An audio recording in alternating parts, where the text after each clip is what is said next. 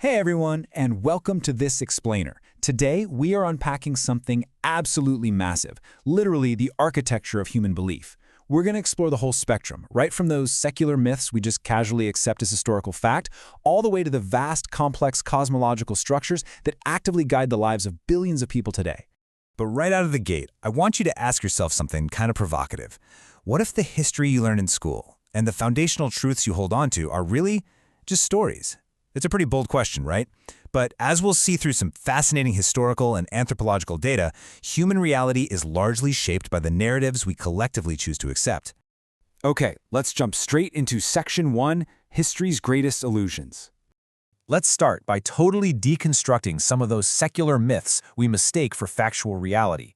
Take the Egyptian pyramids. We've all seen the movie version, right? Armies of whipped slaves dragging giant blocks. Well, it's completely false. Modern archaeological evidence paints a radically different picture. These structures were actually built by paid, deeply proud workers. They literally received wages in bread and beer. They lived in nearby villages, got medical care, and, my favorite part, they even left proud graffiti inside the pyramids with team names like Friends of Khufu. I mean, enslaved people simply don't name their work gangs or leave proud team spirit inscriptions like that. And we see that exact same dramatic embellishment pop up again and again. You picture Salem witches burning at the stake, or Spartan elders tossing weak babies off cliffs, right? Well, the reality is far less cinematic. Not a single person was burned in Salem. American colonists followed English legal traditions, so the 20 tragic victims were actually hanged. And Sparta? Digs at that infamous cliff drop at Mount Taygetus found exactly 0 infant remains, just adult criminals. The whole baby throwing thing? Most likely just centuries-old propaganda to intimidate their enemies. But we remember the fire in the cliffs because they just make for a much stickier story. Now take a look at this number, 30. It's a massive, pervasive myth. People love to cite this as the average lifespan of a medieval person, which paints this incredibly grim picture of basically everyone dropping dead in their 20s, but it is deeply, profoundly misleading. The math here perfectly exposes a massive statistical misunderstanding. See, that average of 30 is dragged way down by catastrophic infant mortality. We're talking up to 50% of children dying before they even reached age 5. But, and here's the kicker, adults who actually survived childhood easily lived into their 60s or 70s. So, the statistical result? Almost nobody actually died at age 36. You either tragically died as an infant, or you lived to be a relatively normal elderly person. It's wild how translation errors and Hollywood costume designers have literally rewritten our visual history. Just doing a quick rapid fire here.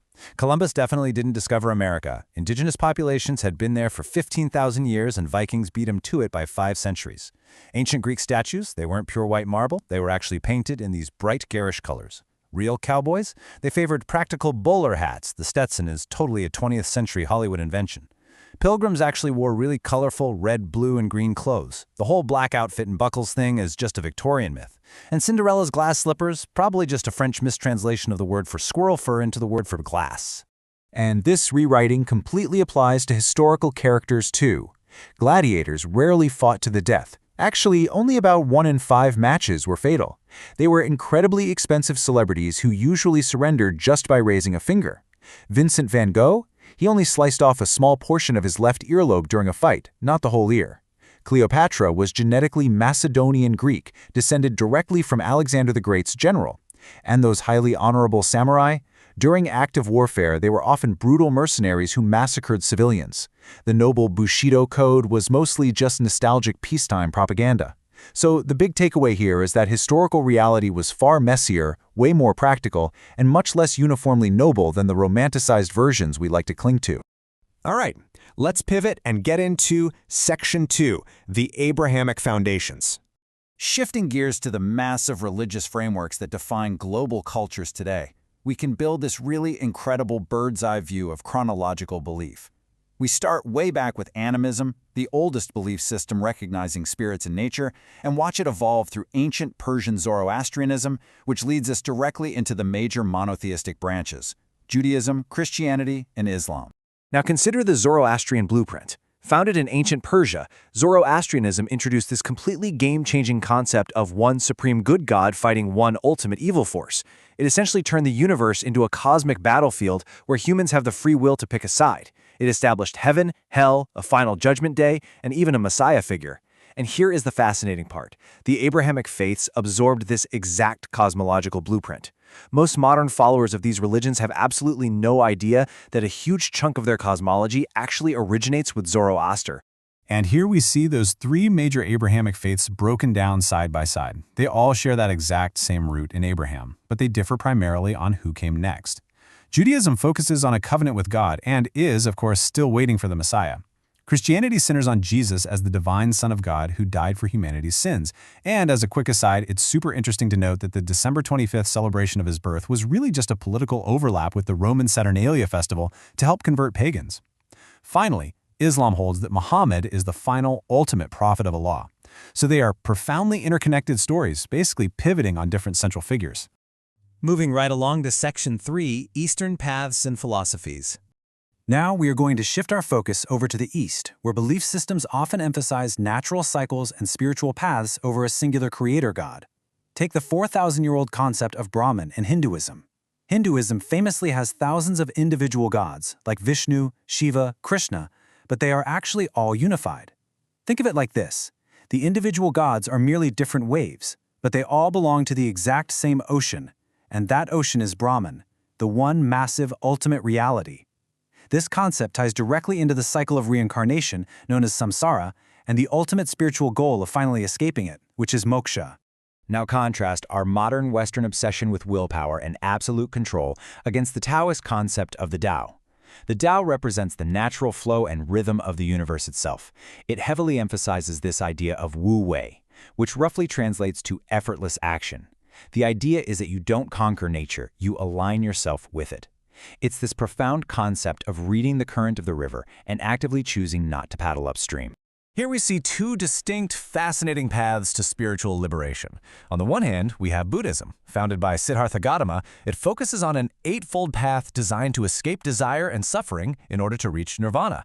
But over on the other side, we have Jainism, which applies this razor-sharp, uncompromising logic to the concept of nonviolence. I mean, devout Jain monks will literally wear masks over their mouths and gently sweep the ground as they walk. Why? To protect microscopic souls, because they believe every single living thing is utterly sacred.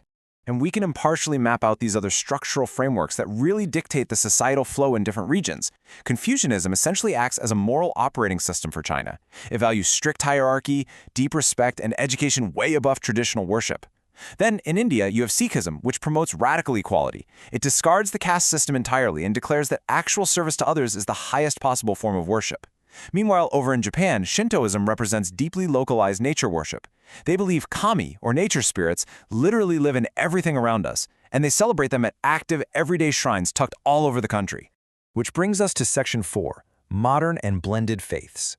You know, it's crucial to remember that human belief doesn't just stay frozen in the past. It is actively evolving and blending right now.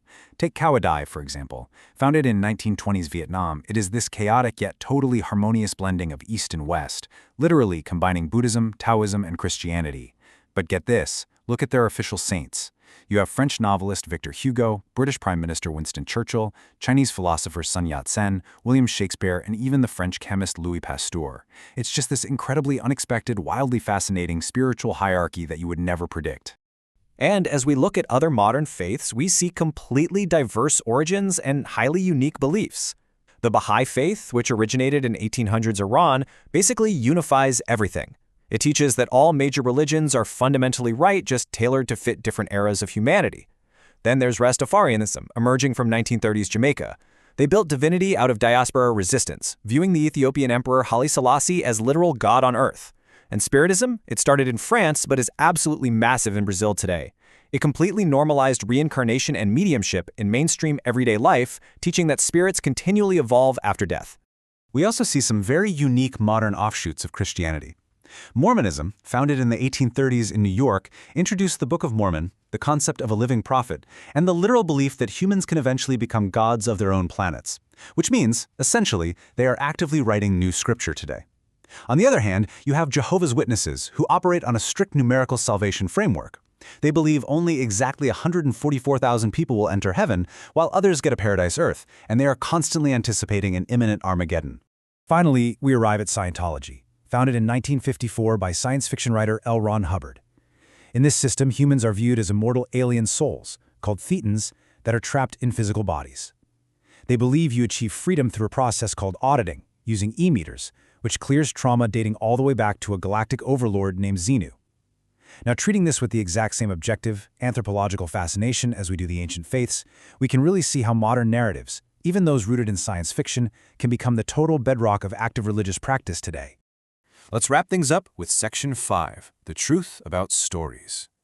So let's synthesize all of this. From those secular myths we so readily accept as pure fact, all the way to the sacred religions that billions follow, stories literally form the true architecture of our reality. Which brings us to a final drop-the-mic question for you to chew on. Which of your absolute, undeniable facts today will be considered a quaint myth by people 500 years from now?